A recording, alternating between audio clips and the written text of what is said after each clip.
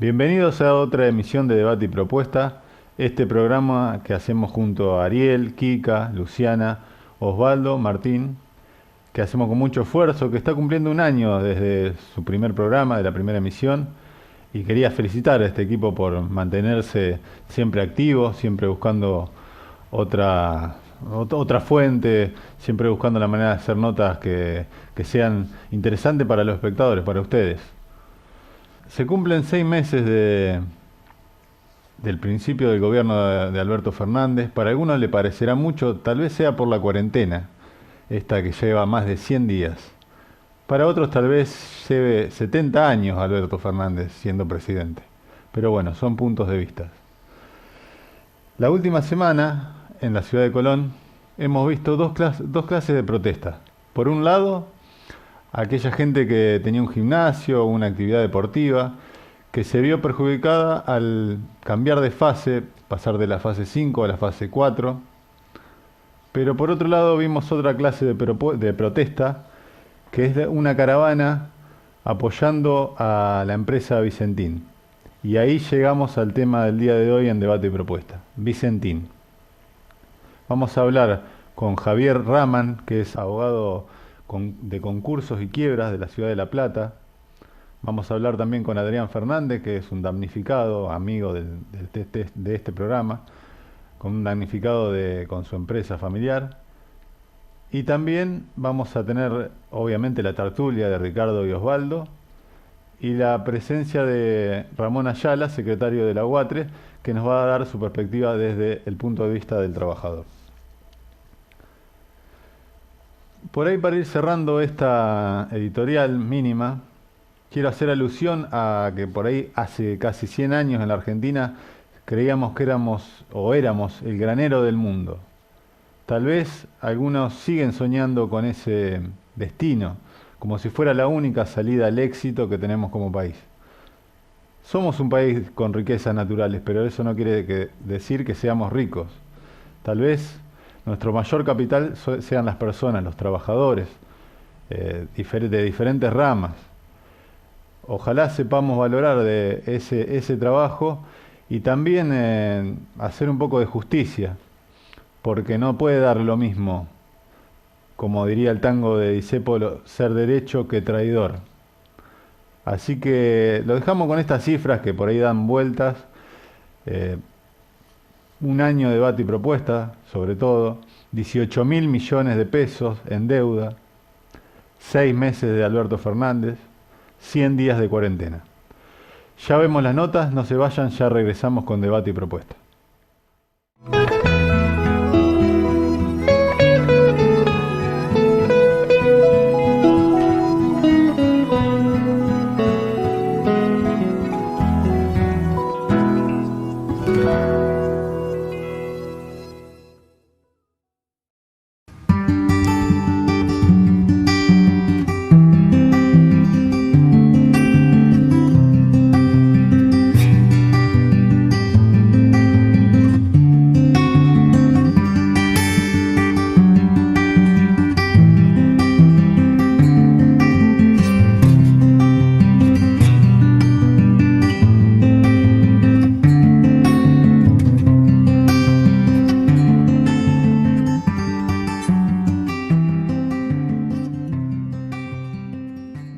Al mal tiempo, buena cara. Vuelven las clases de batería al Almacén de la Cultura. Si te querés inscribir, te dejo mi número de teléfono y si no, ingresando a la página de Facebook del Almacén de la Cultura, también podrás hacerlo.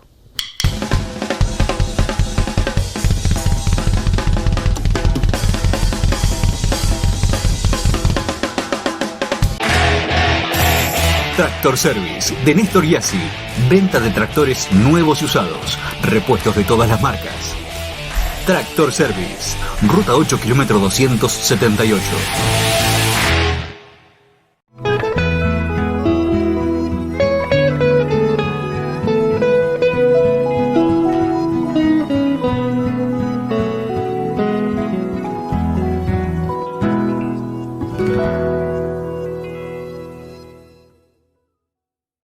Bueno, seguimos en debate y propuesta y en esta oportunidad nos contactamos con Javier Raman. Él es abogado, especialista en concursos y quiebras, también en asesoramiento a empresas. Está desde la Ciudad de La Plata. Hola Javier, ¿cómo te encontrás? Hola, ¿cómo estás, Ulises? Un gusto saludarte. Un gusto para nosotros también poder contactarnos con vos y para preguntarte, para entender un poco cómo funciona esto del concurso y las quiebras en las empresas. Mirá, bueno, lo primero que tenemos que diferenciar, porque nos vamos a meter después en el tema Vicentín, donde esto toca de lleno el tema concursal, es la diferencia entre un concurso y una quiebra, ¿sí? El concurso preventivo, de acuerdo a la ley 24.522, es un concurso que tiende a reordenar las deudas que puede tener una persona, sea persona humana o una persona jurídica, como podría ser en este caso Vicentín, que es una sociedad anónima, ¿sí?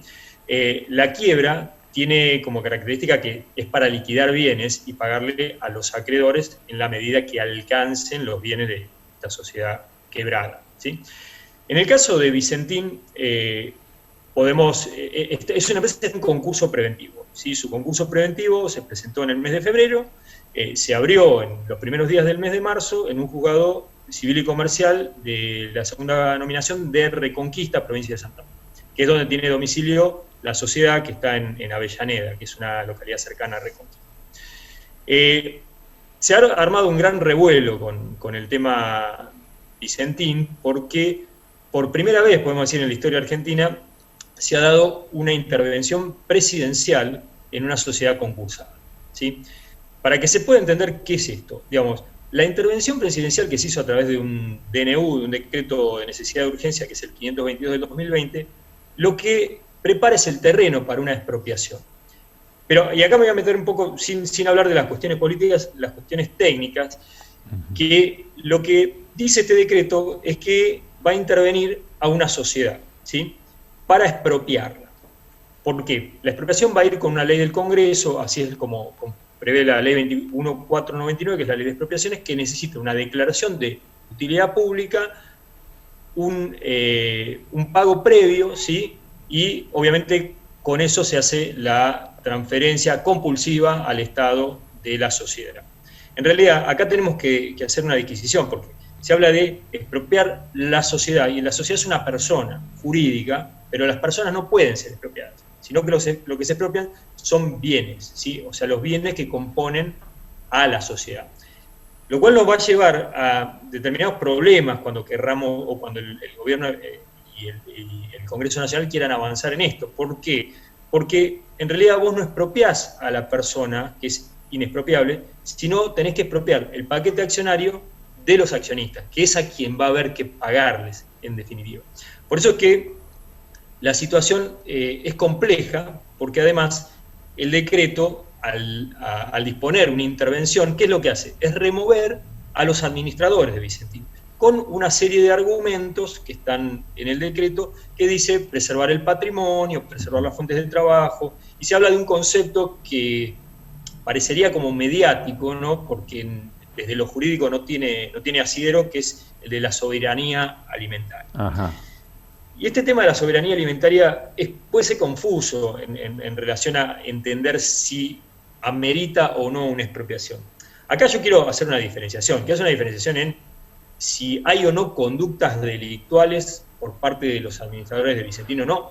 Eso lo tiene que investigar un juez, ¿sí? Claro, Mientras pero tanto, eso, sí. Javier, ¿es competencia del mismo juez de concurso o tiene que abrirse otra causa que investigue si Tiene hubo que abrirse maniobras? otra causa. Mira, te digo, ya hay dos causas. Hay una causa que tramita en el Juzgado Federal número 10 de la Ciudad Autónoma de Buenos Aires, que es una causa contra funcionarios del Banco Nación también, investigando las condiciones en que se otorgaron los préstamos que obtuvo Vicentín a fines del año pasado, por sumas varias veces millonarias, ¿sí? Uh-huh. Y por otro lado, y esto te lo adelanto porque es muy nuevito, Sí. cuando el juez Lorenzini dispone la restitución de los administradores de Vicentín, luego del decreto de intervención, que fue inmediato, o sea, restituye a sus directivos originales, se presenta un nuevo proyecto avalado por el gobernador de Santa Fe, Perotti, que es presentado por la Inspectora General de Justicia de Santa Fe y propone una administración tripartita, ¿sí? Entre lo que era el interventor presidencial, el subinterventor y un interventor provincial. Y en los fundamentos de esta presentación que hace la Inspectora General de Justicia de Santa Fe, habla de una serie de conductas delictuales de los administradores de la sociedad y las enumera unas causas, algunas en Estados Unidos, otras en Paraguay. Claro, sí. A lo que el juez concursal, con buen criterio, dice: bien, usted me está informando que acá hay posible existencia de un delito. Yo no soy el juez competente para investigarlo, pues yo soy un juez concursal, claro. ¿sí? Pero sí tengo la obligación de remitir las actuaciones para conocimiento del Ministerio Público, ¿sí? El Ministerio Público es la acusación, dice, o sea, un fiscal que pueda investigar. O sea, ahí desdoblamos la cuestión penal, que no hace a la cuestión concursal, de lo que pueda pasar en el concurso. Y me detengo un poquitito en lo que habíamos empezado a hablar de lo que es el concurso. Sí, está bien.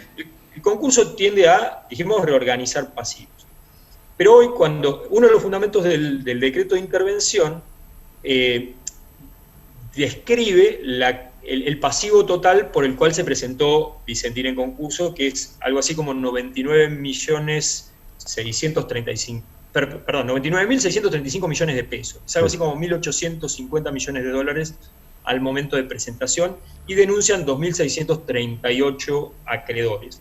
Ahora, esto no quiere decir que efectivamente ese sea el monto a pagar, ¿sí? Porque puede haber pasivo que no se denunció, y por otra parte puede haber una negociación con los acreedores que no se presenten a verificar, o bien una quita posterior cuando el concurso esté llegando a sus últimas instancias. Y acá nos encontramos con otra dificultad en relación al decreto. Si el decreto avanza en esta expropiación, obviamente que la expropiación siempre es previo pago. ¿A quién le voy a tener que pagar? Y a los accionistas. Claro, ¿sí? También a los privados, básicamente. Bueno, y a los privados también, pero ¿cuál es el problema? El problema que se ve, que lo que está pretendiendo el decreto es, tal vez está mal redactado en el sentido de expropiar a la sociedad, pero en realidad lo que tendría que terminar expropiando son las acciones y a su vez los bienes que contiene el patrimonio de la sociedad, ¿no? Claro, cuando para poder expropiar. Sí. ¿Se va entendiendo hasta acá? Sí, no, estaba relacionándolo con lo que por ahí hablamos fuera de cámara, que vos me explicabas que en el caso de YPF o en el caso de Chicones es que se expropiaron en YPF acciones como para poder tener el voto mayoritario. En YPF se expropiaron acciones y acá no es claro porque dice expropiar a la sociedad Vicentín. Y dice número del quit y todo. Entonces hay como una confusión porque hay una imposibilidad de expropiar a una persona, ¿sí? Claro. Se puede expropiar bienes. Las acciones son bienes. Entonces, tal vez eso amerite un debate legislativo donde se corrija, ¿no? Y se encauce como tiene que ser. Pero habría otro inconveniente. Si yo transmito los bienes, ¿sí? Entraría en juego lo que es la ley de transferencia de fondos de comercio, porque yo lo que estoy haciendo es vender o pagar por el precio que correspondería a una empresa en marcha. No nos olvidemos, concurso preventivo, no hay interrupción de las actividades comerciales, ¿sí? A diferencia de la quiebra. Entonces, si entra en juego la ley de transferencia de fondos de comercio, tiene una restricción que es que el pago que yo haga por el precio del fondo de comercio no puede ser menor al monto de las deudas. Entonces, si yo no puedo pagar menos que el importe de las deudas, no voy a tener posibilidad de negociar a la baja con quitas, esperas, remisiones o lo que fuere con cada uno de los acreedores. Claro. A ver, son todos interrogantes que tenemos de acá al futuro. Son maneras diferentes de negociar, por ejemplo, cómo el Estado negocia la deuda externa donde puede hacer quita, digamos, que acá si se hiciera cargo de semejante... digamos, de la parte de los bienes de la empresa no llegaría, digamos, a cubrir esa deuda ni podría ser quita. Eso es más o menos lo que puedo entender. Acá hay un tema, porque se manda el proyecto de ley al Congreso, proyecto de ley de expropiaciones, donde dice cómo se va a pagar. Y lo que dice en relación al pago es que va a compensar el precio con el crédito, tanto del Banco Nación como de la AFIP. Y acá hace un poco de ruido, porque vos decís, bueno, está bien, el Estado paga el precio por la plata que se le debe al propio Estado, ¿sí?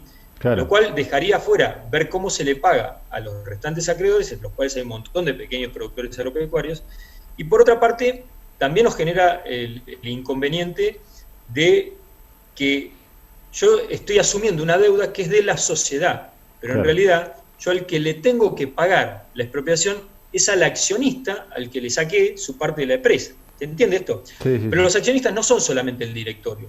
Es una sociedad muy grande, es un grupo de sociedades. Puede haber accionistas que tengan pocas acciones, que tengan un valor de mercado, y si yo me quedo con el 100% del paquete accionario, algo les tengo que pagar. Porque si no, me estoy quedando, les estoy confiscando en vez de expropiando. ¿Se entiende la diferencia? ¿No?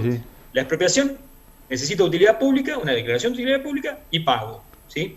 Por y ahí además necesita un acuerdo del precio de las partes. La palabra expropiación suena un poco en desuso. Por ahí yo cuando escuché la palabra rescate, por ahí entendí un poco más de la función, porque expropiación genera un poco más de rechazo, obviamente, escuchar esa palabra. Sí, sí, a ver, uno lo asocia con cuestiones negativas, pero a ver, no necesariamente la expropiación es algo negativo. La expropiación existe en nuestro país desde 1867, ayudó a la formación de nuestro país porque terrenos que eran de privados y se necesitaban para que pase el ferrocarril fueron expropiados. Al día de hoy, si tiene que pasar una autopista por un campo, hay que expropiarlo. Se usa también en situaciones donde hay barrios donde familias se asientan y no hay posibilidad de recuperar esos terrenos, entonces el Estado asume el costo de los terrenos y le paga al dueño, que sabe que tampoco va a poder sacar a los ocupantes. Es una figura que está utilizada, pero tiene ciertas particularidades, porque no te olvides esto: el artículo 17 de la Constitución Nacional protege la propiedad, y solamente la propiedad puede ser violada, o sea, si querés, o retirada de su dueño, por dos caminos: con una sentencia, ¿sí?, judicial, previo proceso, y la sentencia fundada en ley, o con una expropiación que tiene esas características que iba diciendo. O sea, donde yo tengo que declararlo primero la utilidad pública, es un concepto bastante amplio el tema de la utilidad pública, y además pagar un precio. Acá interviene el Tribunal de Tasaciones del Estado, donde ofrece un valor por lo que se está quedando, y si no hay acuerdo, está obligado a promover un juicio de expropiación contra los dueños al quien yo le quiero sacar la cosa.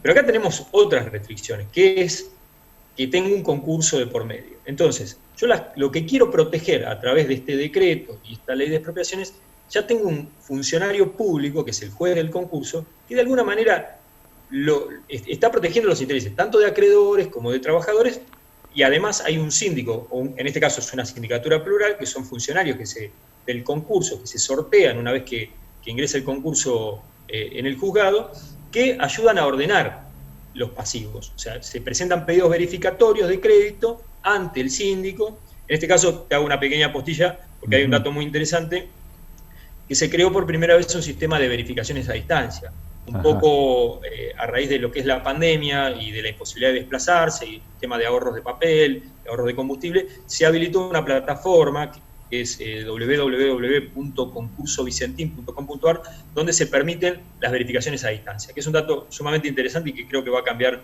los paradigmas de las verificaciones para adelante. Pero sin meterme en los detalles de estas verificaciones, decíamos que el juez concursal, transitando los distintos pasos que tiene el concurso, puede llegar a una solución que no necesariamente tenga que derivar en una quiebra.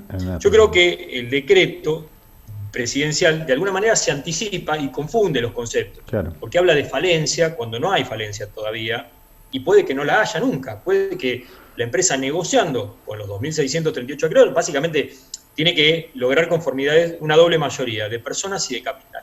Tiene acreedores muy importantes, como son la mayoría de los bancos, el Fisco Nacional, y después tiene acreedores chiquitos, que son los productores. O sea, chiquitos lo decimos en términos relativos, hay algunos de millones, pero me da la sensación, Javier, me da la sensación que, charlándolo con vos, pareciera que el gobierno se apresuró por ahí o improvisó un poco en toda esta decisión, que tal vez tenía como fin prevenir ciertas, o hacerlo más de carácter público, pero bueno, en el orden de lo político puede jugarle en contra, porque vimos ciertas manifestaciones que, sumadas a otras cuestiones, pueden llevarle un peso político que hasta ahora no estaba teniendo. Te A ver, agradezco yo mucho. creo, o sea, sin meterme básicamente está en bien. la cuestión política, pero creo que ya la presentación de dos proyectos diferentes, uno de intervención con una reacción de la sociedad o de una parte de la sociedad de Claro. determinada manera, y la necesidad de reformular el procedimiento mediante una intervención mixta provincial y nacional, que, valga decirlo, en este momento, al día de hoy, no está resuelta. O sea, el juez Lorenzini Todavía lo que no. hizo no lo rechazó, ¿sí? Le dio un trámite, lo que nosotros llamamos incidental, o sea, como un pequeño juicio dentro del juicio de concurso, ¿sí? O sea, es una cuestión que yo hoy no la puedo resolver, la vamos a tramitar por expedientes separados. Eso es más o menos lo que dijo el juez. No dijo que no, tampoco dijo que sí. Claro. Hoy por hoy, porque además hay mientras tanto hay una medida cautelar que interpuso los administradores para que sean restituidos después del decreto de intervención,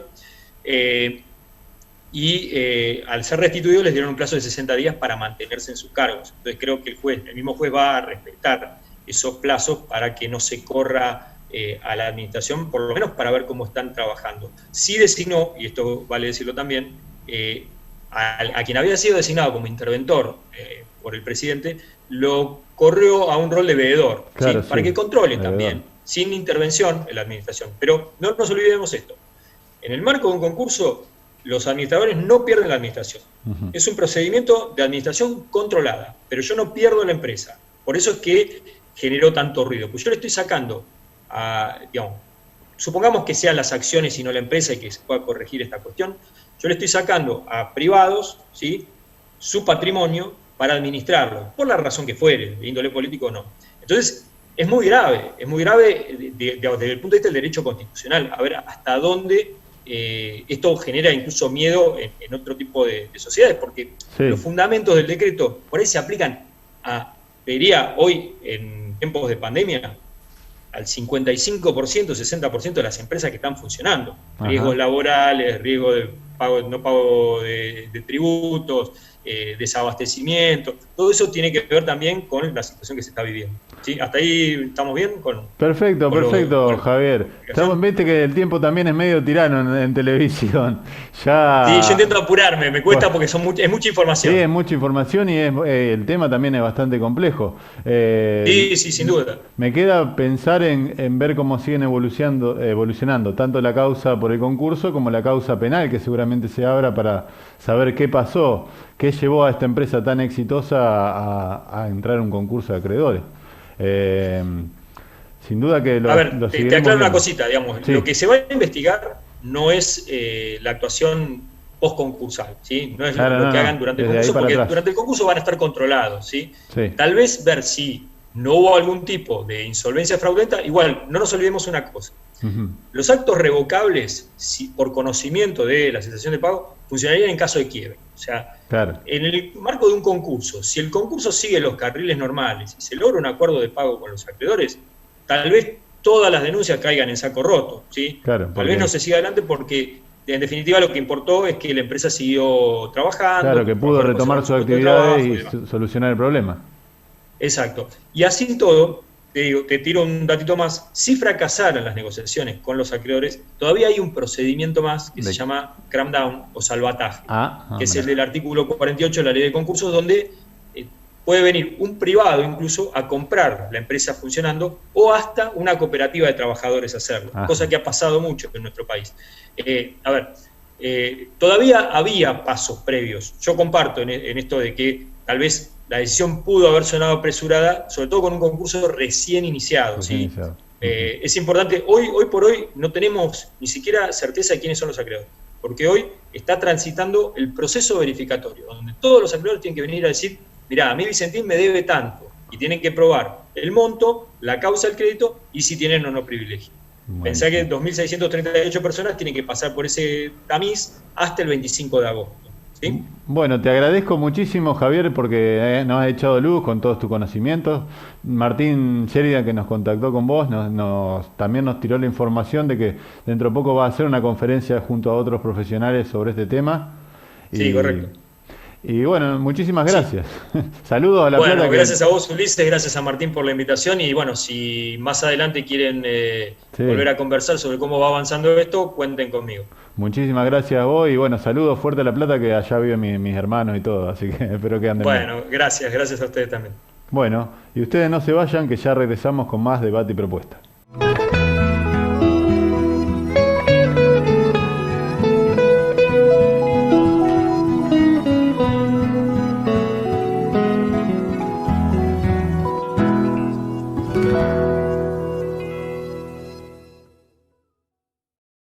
Blaster, para pymes y grandes empresas.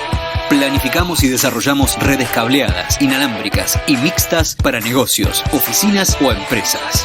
Blaster, para pymes y grandes empresas.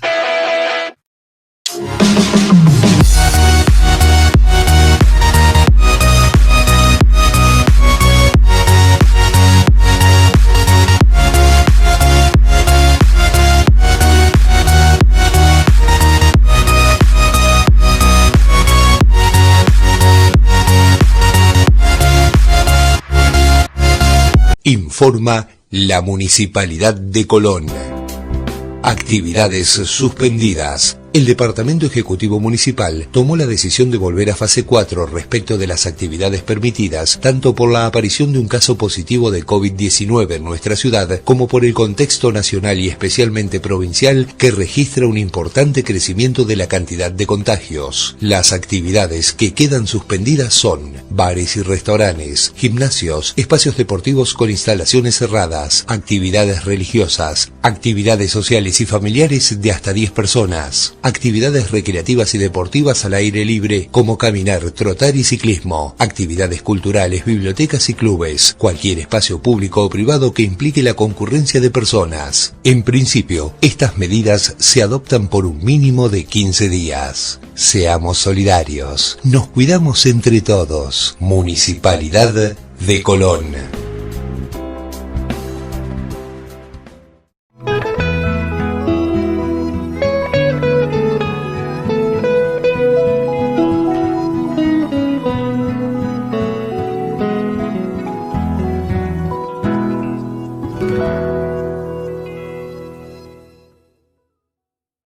Seguimos en debate y propuesta y en esta oportunidad estamos en conexión con Ramón Ayala, que es secretario general de UATRE. Hola Ramón, ¿cómo estás? Hola Ulises, ¿qué tal? ¿Cómo estás? Bien, bien. Bueno, en este programa, Ramón, estamos tratando el tema de Vicentín y queríamos saber, digamos, cuál es la posición del gremio UATRE ante esta situación que se plantea. Bueno, mirá, la posición de nuestro gremio ya fue fijada a las pocas horas que el gobierno decidió intervenir esta empresa. Inclusive nosotros salimos con solicitadas en distintos medios apoyando la decisión del gobierno, porque vemos que cuando suceden estos temas con las grandes empresas, los grandes perjudicados terminan siendo los trabajadores. Nosotros lo decimos por experiencia porque lo hemos vivido con muchas empresas. Yo recuerdo que cuando recién entré en el Secretariado Nacional del Gremio, allá por el año 92 o 93, me tocó participar en un concurso con una empresa muy grande que había en el Alto Valle. Justamente era Gasparri Hermano, una empresa que estaba en San Patricio del Chañar, en la provincia de Neuquén, zona donde ahora se instalaron grandes bodegas. En esa zona estaba Gasparri Hermano, una empresa que tenía 5 o 6 mil cosecheros. También se concursó, quebró, desapareció la empresa y los trabajadores quedaron en la vía. Después con otras empresas más del Alto Valle, con Tate Tutti, Estrella Andina. Hoy en día tenemos concursada Sanformedio, Cetone Sabac, Constantinini, empresas que todas tienen 2.500, 3.000 cosecheros en el Alto Valle, y si llegan a quebrar, no sé cuál va a ser el destino de los trabajadores. También recuerdo que acá en Colón, nos recordemos todo, el tema cuando quebró San Sebastián, cuántos trabajadores quedaron sin trabajo, que cobraron las indemnizaciones al tiempo, largo, allá a la larga.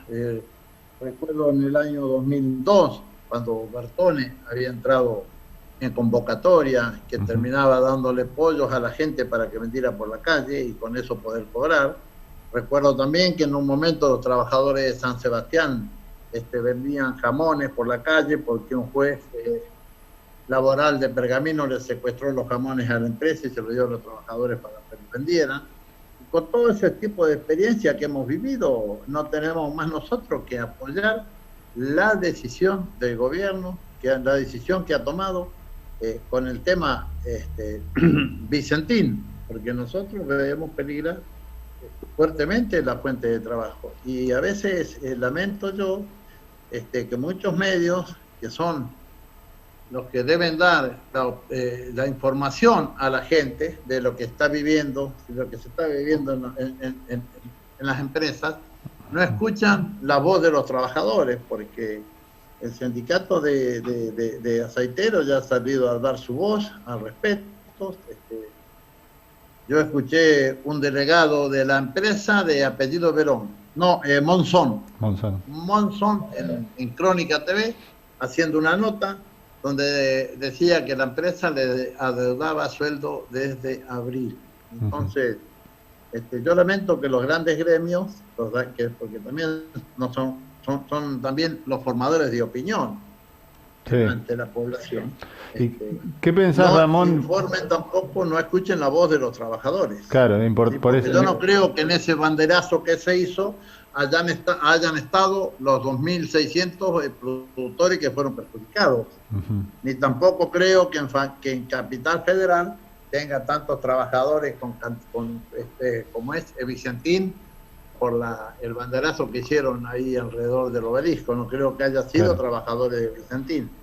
Sí, tal vez por ahí se me ocurre, pensando desde el lado del trabajador, que sería bueno también que de haber una nueva dirección administrativa de esta empresa, se incluya a los trabajadores que tengan voto, digamos, en la dirección que toma la empresa, porque sería una manera de jerarquizarlo al trabajador también, de dejarlo ser parte de la comisión directiva.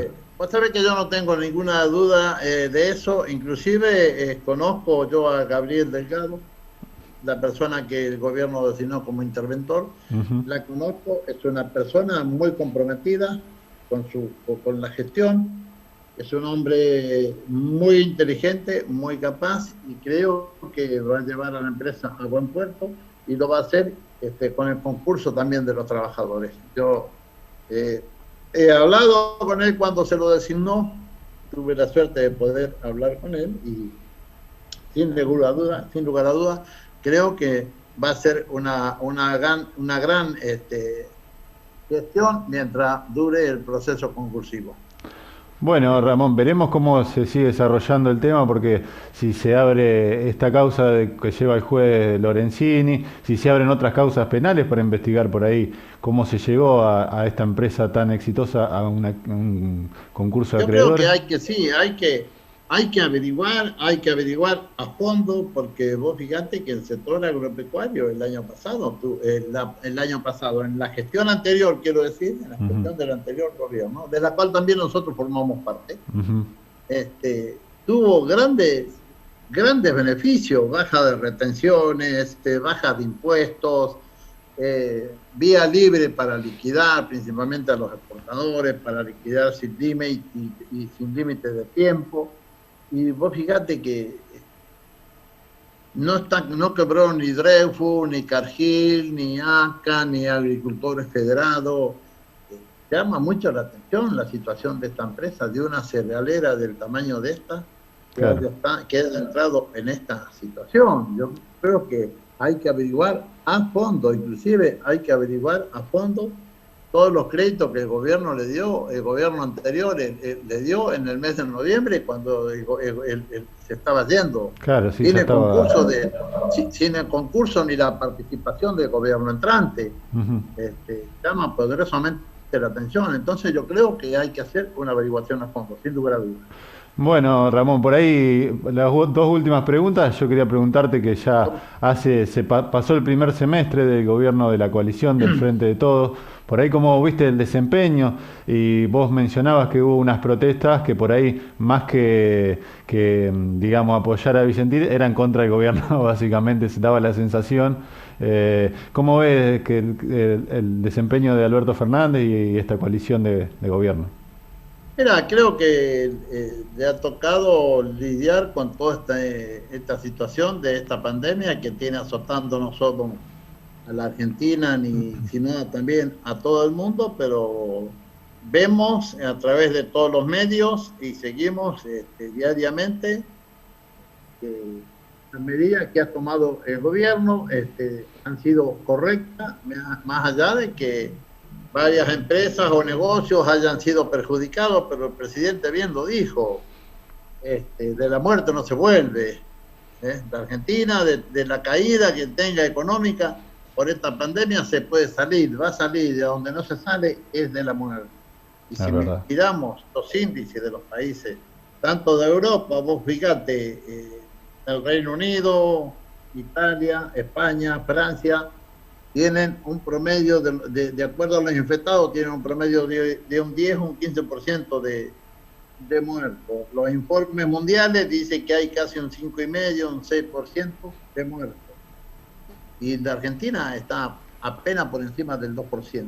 Claro. Entonces yo creo que estamos en el camino correcto, más allá de todas las críticas y los perjudicados que hayan sido. Pero creo que en definitiva perjudicados somos todos. Perjudicados estamos todos en esta situación. Claro, tampoco abrir la economía garantiza que digamos que exactamente, vos fíjate que los gobiernos quedan abiertos. Ayer casualmente estaba mirando un cuadro donde los gobiernos que han tenido la economía abierta y han tenido más caída de PBI que en Argentina. Estaba mirando Italia, España, Francia en el 12, 11 o el 12%. Claro. Estaba mirando, bueno, Estados Unidos abrió todo y hoy mirá cómo está de vuelta, con qué desastre se encuentra nuevamente. Chile, Chile con una economía abierta tiene ya de 250 a 300.000 personas infectadas.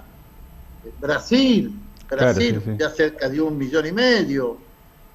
Y entonces, lo que yo no entiendo, algunos medios, a veces me causa risa también, porque yo escucho algunos medios que lo critican a Bolsonaro porque tiene toda la economía abierta, pero también lo critican a Alberto Fernández porque no tiene la economía abierta, los mismos periodistas. Claro, es como una doble vara. Si vos escuchás a la noche, Bolsonaro es el diablo. Y Alberto también, con políticas totalmente distintas los dos. Sí, es verdad. Entonces, ¿viste? Creo que no hay seriedad, creo que se está manejando todo políticamente, se está manejando, los medios lo están manejando políticamente y no colaboran para nada con la situación del país, ni con el presidente, ni con la lucha que están haciendo, tanto el presidente como el gobernador, como el intendente de Buenos Aires, de la ciudad de Buenos Aires.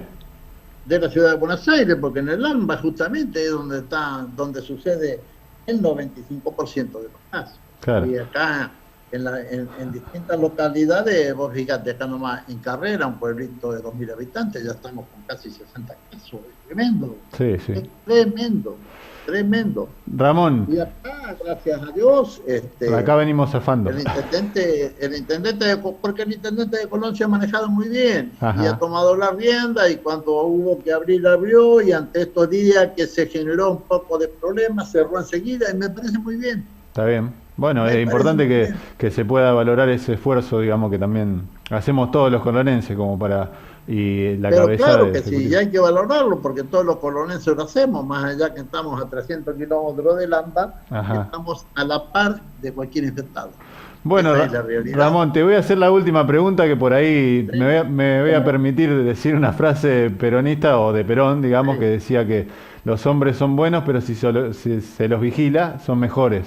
En el sentido de todo este espionaje o escuchas ilegales que nos estamos enterando que sucedieron, por ahí siempre sucedieron, pero vos como dirigente importante del sindicalismo, ¿Tenés tu cuidado o cómo ves ese tema que se tiene que investigar también, no? No, mira, nosotros tuvimos, sí, en su momento, con nuestro extinto líder y compañero Jerónimo Venegas, bueno, por ahí, pero en este momento yo no he visto ninguna persecución en lo que hace a nuestra figura o nuestro gremio, ninguna, al contrario, de este gobierno ninguna, al contrario, todo lo contrario, de este gobierno ninguna.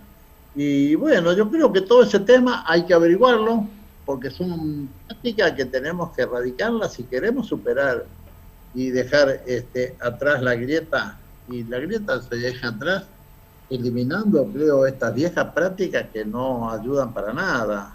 Entonces, estas viejas prácticas se tienen que terminar averiguando a fondo qué es lo que sucedió. Pues fíjate que se dice que se han investigado entre ellos mismos, claro. Entonces, o se han vigilado o espiado entre ellos mismos. A propios y ajenos. Propios y ajenos. Claro. Y yo creo que no es la forma de salir de esta grieta que estamos viviendo. Yo creo que la otra forma de salir de esta grieta es averiguando, condenando este tipo de acciones, condenándolas y para poder erradicarlas y para poder vivir tranquilamente en consenso y más allá del disenso, porque siempre entendemos que el disenso genera el consenso. Ajá. Bueno, Ramón, te agradecemos mucho, muchísimas gracias por esta nota. Y bueno, en otro momento por ahí te contactamos si surge otra novedad. No, al contrario, Ulises, yo te agradezco a vos, y hoy cuando te vi me vinieron a la memoria muchos recuerdos del año 83, cuando en el advenimiento de la democracia, cuando trabajábamos junto a tu padre, junto a Tomás Hardy, junto a muchos hombres hoy desaparecidos de la política, pero que también pusieron su grano de arena para que vivir en este estado de derecho que estamos viviendo hoy, ¿no? Bueno, muchas gracias. Te agradezco profundamente y hasta siempre estoy a tu disposición. Gracias, Ramón. Y ustedes no se vayan, que ya regresamos con más debate y propuesta.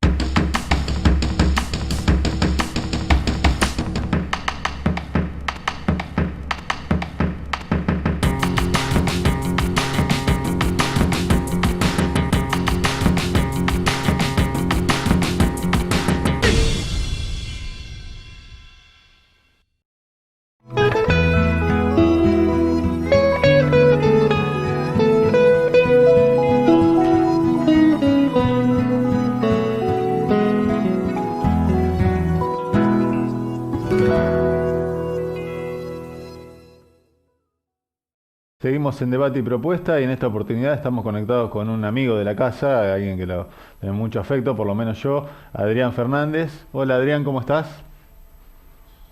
Buenas noches, Ulises, buenas noches a la audiencia de debate y propuesta. Saludos para Osvaldo, saludos para Ricardo.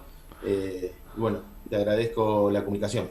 Bueno, Adrián, te recibimos bien porque queremos tocar un tema por ahí que no es tan simpático, en el sentido de que tu empresa familiar, ha sido afectada por una deuda de Vicentín hacia ustedes que no le ha pagado. Sí, mira, Ulises, bueno, Vicentín a partir del año 2019 pasó a ser cliente de nuestra empresa, como sabrás. Bueno, vos sabés, por ahí le cuento un poco a la gente, una empresa familiar de acá de Colón, una pyme, con más de 20 trabajadores. Y bueno, el año pasado empezamos a proveerle envases para sus plantas de semilla y de fertilizantes. Y bueno, y a partir del mes de noviembre, las últimas entregas, teníamos una orden de pedido bastante importante.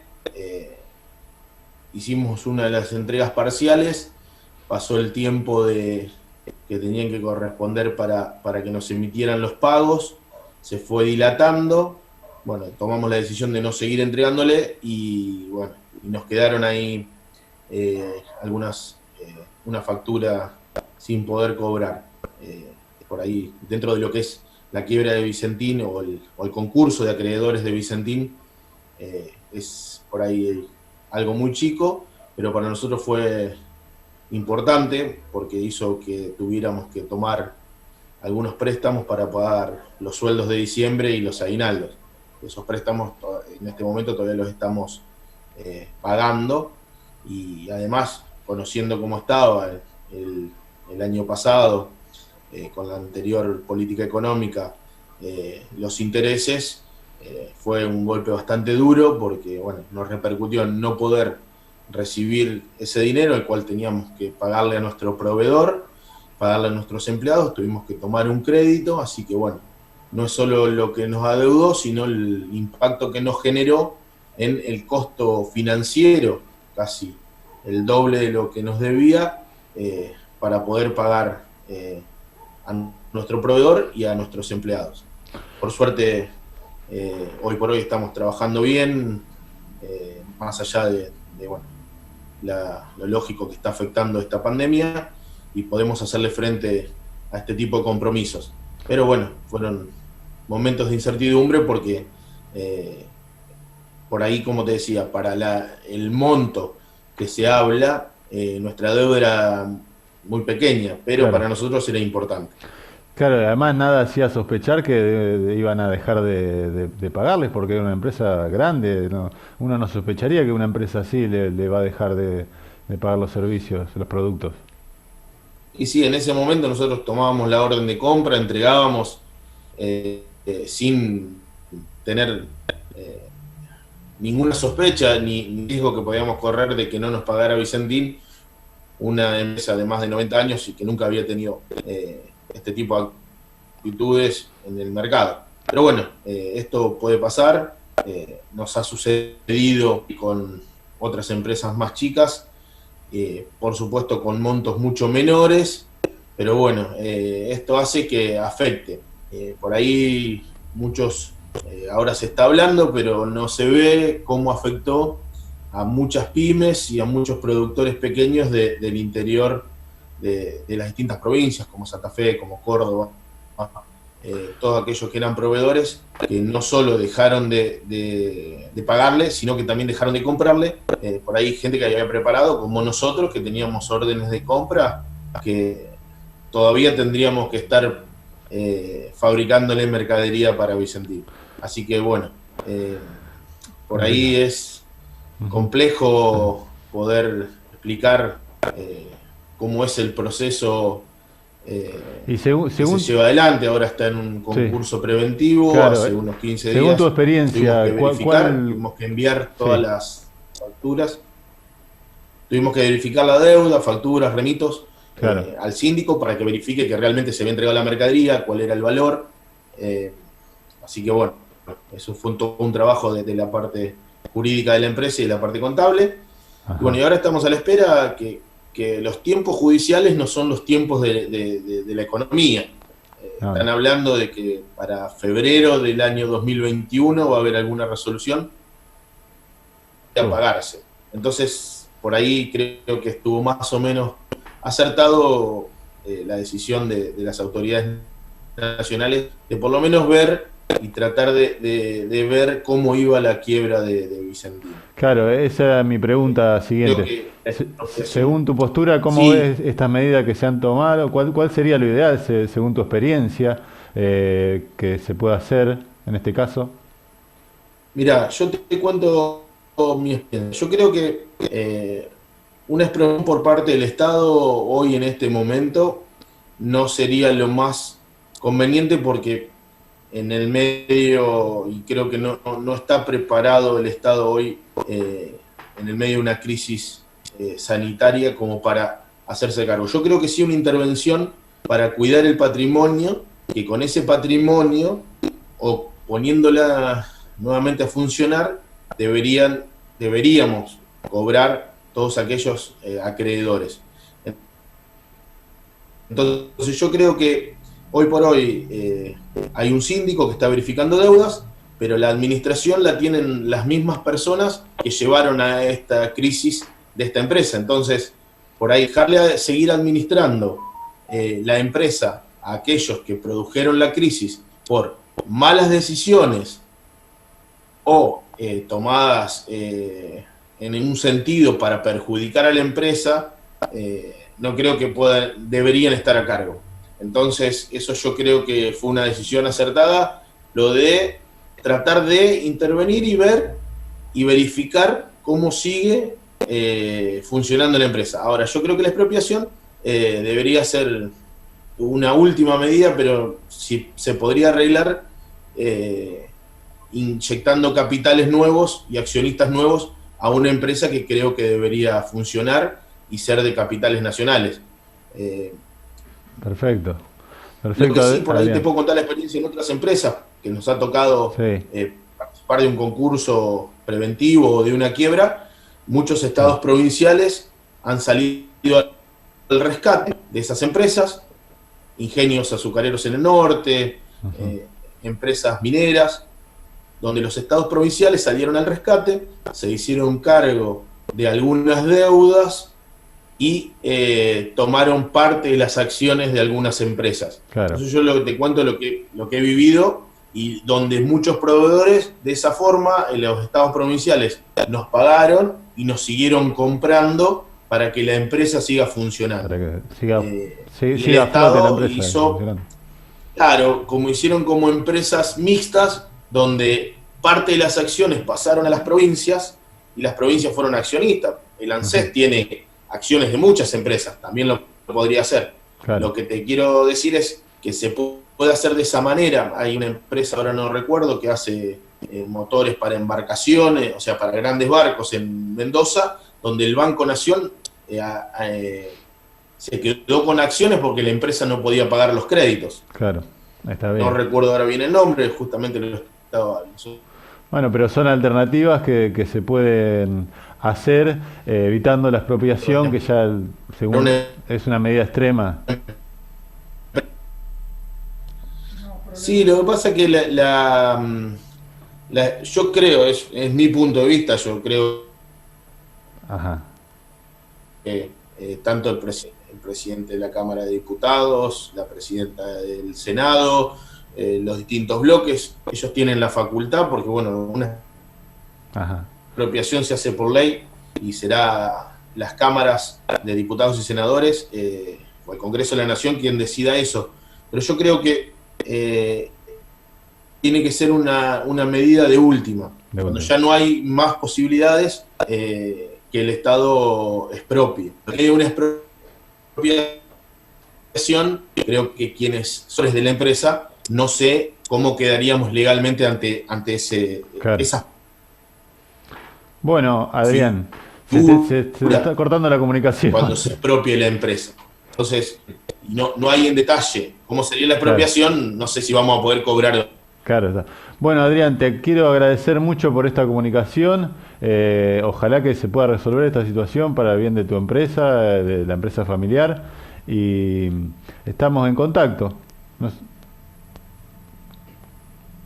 Bueno, Ulises, te agradezco mucho. Les agradezco que como te decía, por suerte pudimos llevar adelante esta crisis, lo hicimos con el esfuerzo de los trabajadores, con la paciencia de nuestros proveedores, y bueno, hoy por hoy estamos por suerte en el buen camino y pudiendo trabajar tranquilamente. Solo una mala experiencia nada más, así que bueno, te agradezco, Uli, y saludos a Osvaldo y a Ricardo y buen programa. Bueno, muchas gracias, Adrián. No se vayan, ya regresamos con Debate y Propuesta.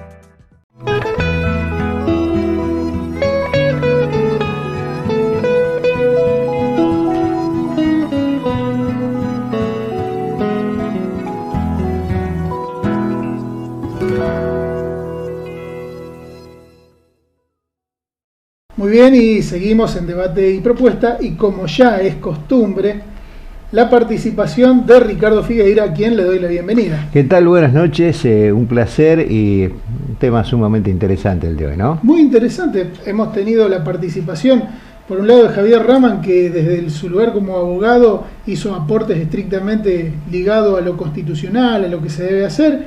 Adrián Fernández, desde su lugar como acreedor. Y por supuesto Ramón Ayala como defensor de los trabajadores, otra de las vertientes que es importante analizar. Interesante, sí. Yo creo que hay dos facetas claras en esta cuestión. Una es la técnica que precisamente un constitucionalista, un abogado puede desarrollar.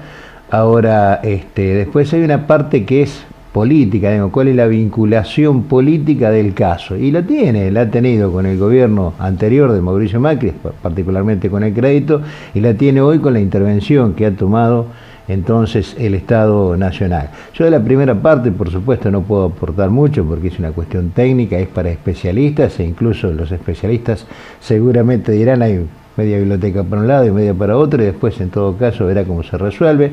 Hay un juez ha tomado algunas decisiones que naturalmente los jueces, además de los aspectos legales, también tienen su ideología. Me pareció que dejar a la empresa en una intervención conduciendo algo que ellos mismos la llevaron al estado actual de desastre, me parece que para mí, desde mi humilde punto de vista, no sería lo correcto. Poner al Estado como simple veedor es también una cuestión a discutir, pero fundamentalmente que los mismos que la fundieron estén hoy al frente de la empresa, no me parece que sea una medida correcta. Después está el aspecto político, ¿no es cierto? ¿Por qué interviene el Estado? Y en ese aspecto yo estoy bastante de acuerdo que el Estado tiene que intervenir, especialmente cuando hay tanta gente que está siendo damnificada, y también el propio Estado, es decir, que en definitiva todos terminamos siendo damnificados. Claro, acá está, como bien decías, lo que me parece que debería ocurrir, que creo coincido plenamente con lo que decís. Lo que pasa es que muchas veces los pasos o las vías legales no contemplan lo que uno cree con el sentido común, y el sentido común te está diciendo, bueno, a ver, hay muchísimos trabajadores que están siendo afectados y que necesitan seguir trabajando. Hay muchos acreedores que quieren cobrar. Todo en lo que en teoría sería un trabajo muy mal hecho por parte de la administración actual, es por lo menos lo que se presume. Entonces, ¿cómo darle continuidad a todo ese trabajo? Ahí Adrián Fernández hacía referencia en la nota anterior que estaba la empresa trabajando, y en realidad está trabajando, pero tiene grandes dificultades para trabajar. A ver, la principal es la confianza.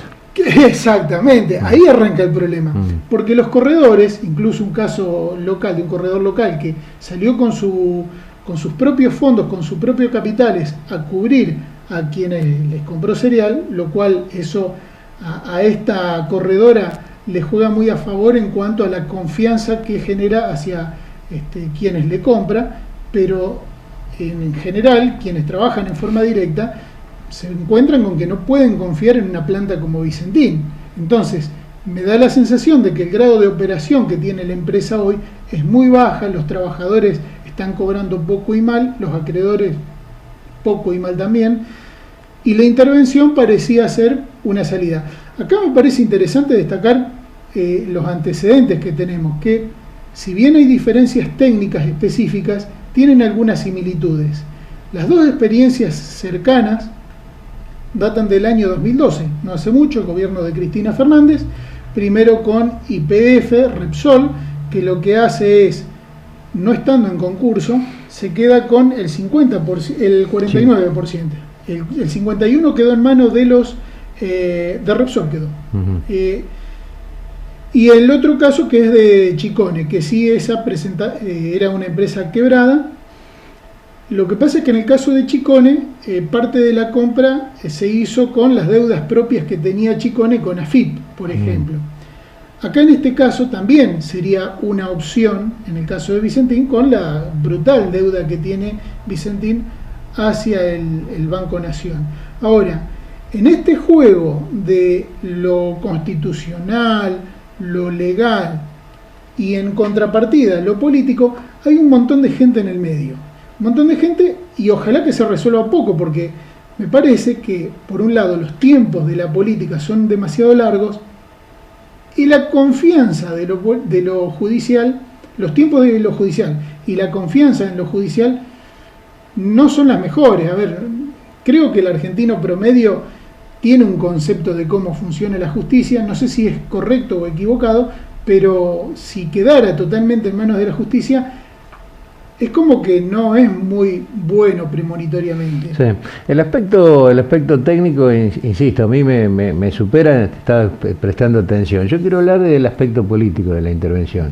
El aspecto político. Yo creo que el Estado hace bien en intervenir, yo creo que el Estado tiene que estar presente. La manera seguramente se va a resolver de la forma que legalmente corresponda o como se pueda, ya que hay un juez interviniendo y bueno, después tendrá que intervenir el Congreso. Pero ha tenido la posibilidad el Estado de participar en una de las cuestiones centrales dentro de la economía de este país, digamos, el mercado cerealero.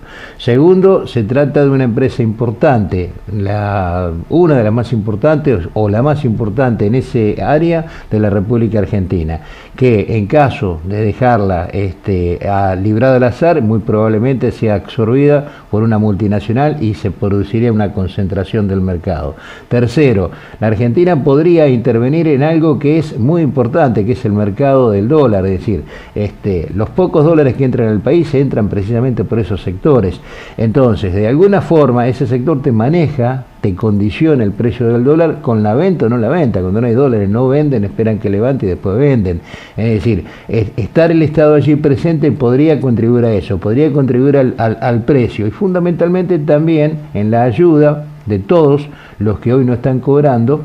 Digamos, un Estado que gasta 3,5% de su, 3,5% de su Producto Bruto Interno en ayudas por el COVID, evidentemente también podría intervenir en esta cuestión, por más que se lo critique, decir, en el momento que no hay dinero, el Estado va a invertir nuestros recursos. No, va a invertir recursos en una empresa que puede ser importante dentro de todo el esquema de la Argentina. Hay gente que no está cobrando, hay fundamentalmente una deuda con el Banco Nación que hay que cobrar y precisamente ahí también hay una vinculación.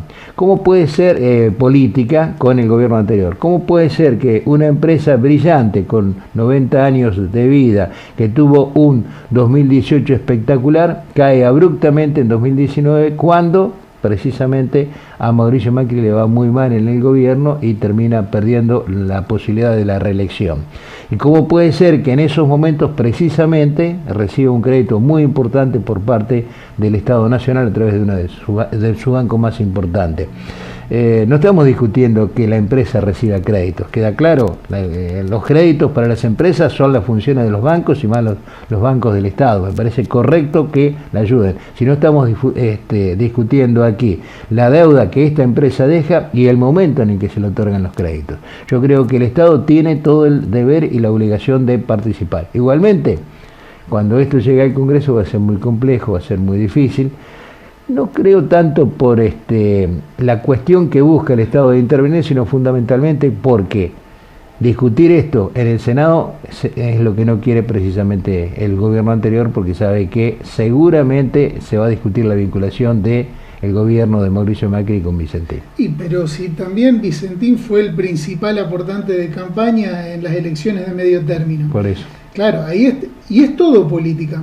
Incluso hasta las manifestaciones que vimos días atrás, llama la atención como un sector de la sociedad sale a la defensa de Vicentín, que en realidad creo que acá lo que hay que analizar son los símbolos de lo que se salió a defender.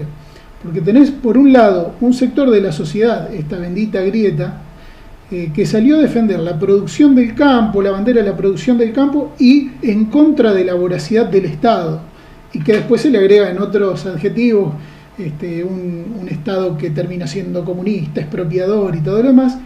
Y por otro lado, me da la sensación que el gobierno lo que quiere es poner como ejemplo, miren lo que les pasa a los que hacen mal las cosas, a los empresarios que ya tenemos muchos casos de empresas que han estafado, que han hecho con la timba financiera un gran negocio y no en la producción, giros al exterior, es decir, utilizarlo como ejemplo, decir, miren, pórtense bien porque a partir de ahora vamos a hacer un Estado presente y vamos a tratar de traer justicia. Esas creo que son las dos propuestas que se vieron en la manifestación. Por lo menos en una. La otra, sí va a ser otro banderazo por el otro lado en apoyo. Yo sí, no sé si ocurrió, pero en definitiva, en este aspecto, dejemos de lado Avellaneda, que es el pueblo donde naturalmente hay una cuestión de centenaria con la empresa y probablemente quieren que la empresa siga estando ahí. O sea, dejemos de lado eso. Lo demás es una cuestión política. Es oponerse por lo que sea, es oponerse por que hoy será esto, antes fue la cuarentena, anteriormente fue que quieren dejar los presos libres y nosotros encerrados. Digamos, es la oposición y no está mal, es en definitiva el juego de la política. Ahora, digamos, tomar eso como valedero me parece absolutamente impropio, porque es simplemente la oposición a un gobierno y va a buscar mañana otra cuestión donde también se va a oponer ese juego político. Lo que nunca entendí yo, y menos en este caso, es la utilización del símbolo patrio más importante, la bandera, para defender a esta empresa, porque en definitiva, si el Estado no interviene, esta empresa se la compra una multinacional extranjera. Entonces, en definitiva, la bandera para defender una empresa que si el Estado no defiende, se la compra una multinacional, me parece una cuestión absolutamente errada. Bueno, Ricardo, muchas gracias por la participación. Hasta el domingo que viene.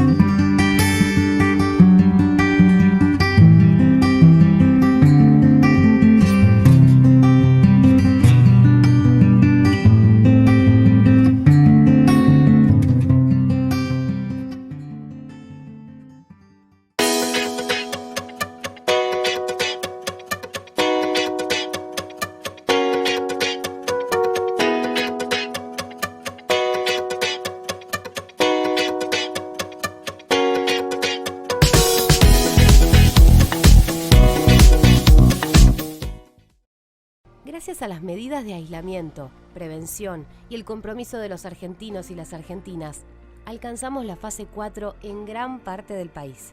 ¿Qué implica esta nueva fase? Que seguimos con la cuarentena, pero con una apertura responsable. Las autoridades locales de los distritos en fase 4 pueden autorizar distintas actividades y establecer su modalidad. ¿Se necesita permiso para salir? Sí. Si estás habilitado a salir, tenés que tramitarlo. Descargando la app Cuidar, podés hacerlo ahí. Y si aumentan los casos, estamos monitoreando la situación. Y en caso de aumento en algún lugar puede volverse a una fase anterior. Por eso es muy importante que seamos responsables y nos cuidemos más que nunca, manteniendo las medidas de higiene, protección y distanciamiento social. Seguí cuidándote. Argentina Unida. Argentina Presidencia.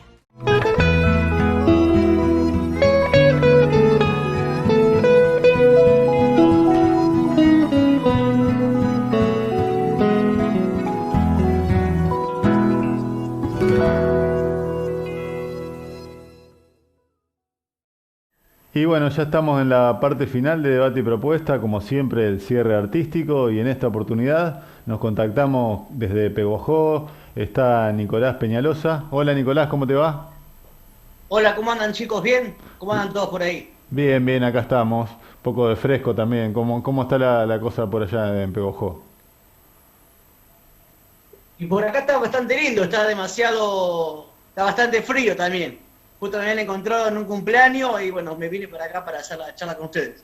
Che, Nicolás, contame un poco qué tipo de música interpretás por ahí y hace cuánto está tu relación con el artístico, con la música.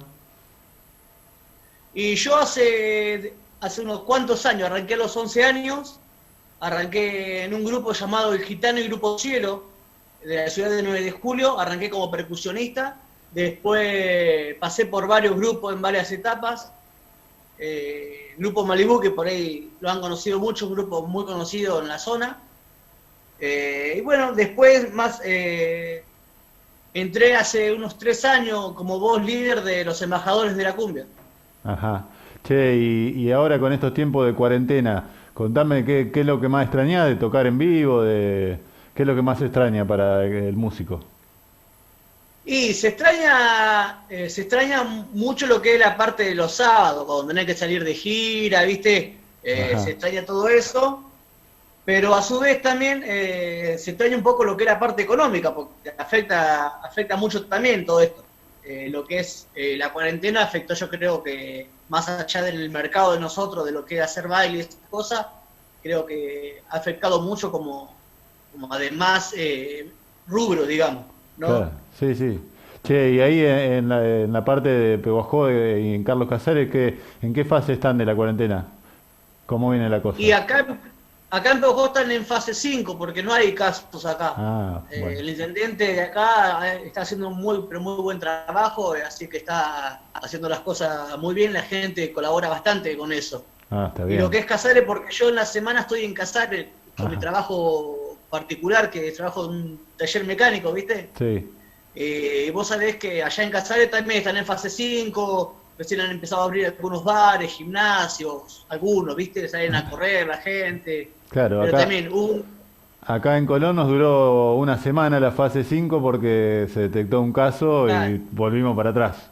Así que disfruten. Y en Casares estaban asustados por ese motivo también, porque viste que es un riesgo importante, o sea, lo que se está corriendo es un riesgo bastante jodido, viste, o sea, Claro. yo soy una persona de que hago cero deporte, Sí. pero bueno, me pongo en el lado del que le gusta salir a correr, del que le gusta salir andando en bicicleta, viste, pero Claro. bueno, a veces yo digo que la gente también es muy necia, viste, como que no quiere entrar en razón de que si se cuidan o no se cuidan, viste, la realidad. Claro, Y hay que cuidarse, lamentablemente. Sí, hay que cuidarse, es complicado y bueno, disfrútenlo ustedes que están en fase 5 porque, viste, a nosotros en unos días nos cambió y bueno, la vuelta para atrás y bueno, mucha gente se quejó de parte de los gimnasios, cancha de pádel también se quejaron porque se les cortó enseguida Claro. volver a trabajar.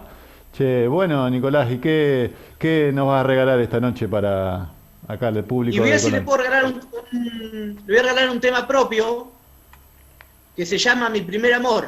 Bueno, Lo escribió un amigo que tiene una mensajería delivery, ¿viste? ajá, Y un día me para y me dice, te tengo que dar una letra para que ustedes que le hagan música. Así que bueno, le pusimos la música, es letra de él, al cual le mando un saludo virtual, ¿no? Sí. Y se llama Mi Primer Amor.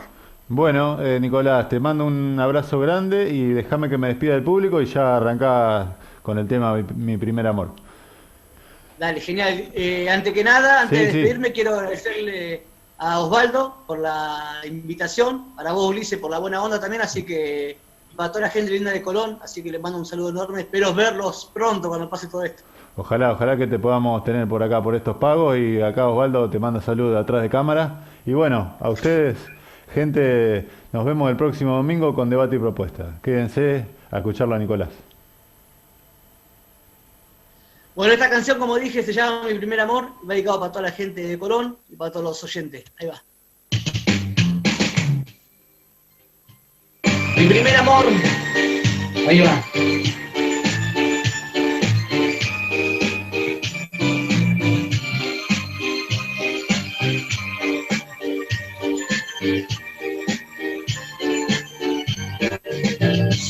¿Cómo cambia la vida después de 20 años? Cuando eras solo un niño, buscando un desengaño. Te encuentro mi destino, tú eres la maestra, tú eres la elegida para enseñarme a amar. Tú me enseñaste todo, a amar y acariciarte. Me enseñaste todo, el gusto del amor. De las cosas lindas que tú me has dejado, el destino quiso que te fueras de mi lado. Mi primer amor, esa eres tú, la que me enseñó a amar. a besar y acariciar. Mi primer amor, esa eres tú. Mi maestra en el amor, esa eres tú. Y arriba a la gente de Colón, a la gente de Debate y Propuesta, muchísimas gracias por la invitación. Mi nombre es Nico, me pueden encontrar en la cuenta de YouTube. Gracias a ustedes.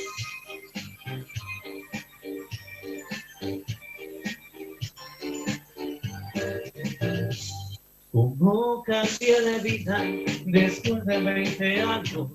Cuando eres solo un niño, buscando un desengaño. Pero encuentro mi destino y tú te apareciste diciéndome que yo era lo que hiciste. Tú me enseñaste todo, a amar y acariciarte. Tú me enseñaste todo, del gusto del amor. Pero el destino quiso que tú te separaste. Entonces yo aquí muy solo me dejaste. Mi primer amor, esa eres tú, la que me enseñó a amar, a besar y acariciar.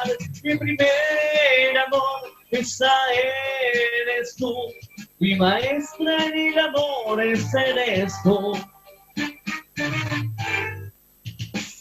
Mi primer amor, esa eres tú, la que me enseñó a amar, a besar y acariciar.